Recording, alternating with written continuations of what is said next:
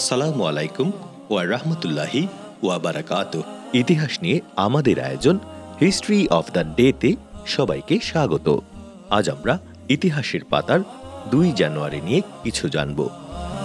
1492 সালের আজকের দিনে গ্রানাডা কাস্তিল রাজ্যের অধীনে চলে যায়। এটি ছিল আন্দালুসিয়ার চূড়ান্ত মুসলিম রাষ্ট্র এবং আইবেরিয়ান উপদ্বীপের শেষ মুসলিম রাষ্ট্র, যা রিকনকুইস্টার অধীনে পড়েছিল।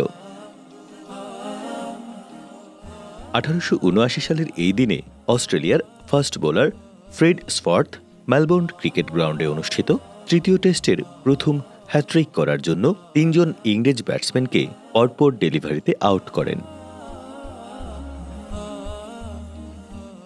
1890 সালের এই দিনে সৈয়দ আমির আলী কলকাতা হাইকোর্টের প্রথম মুসলমান বিচারপতি নিযুক্ত হন।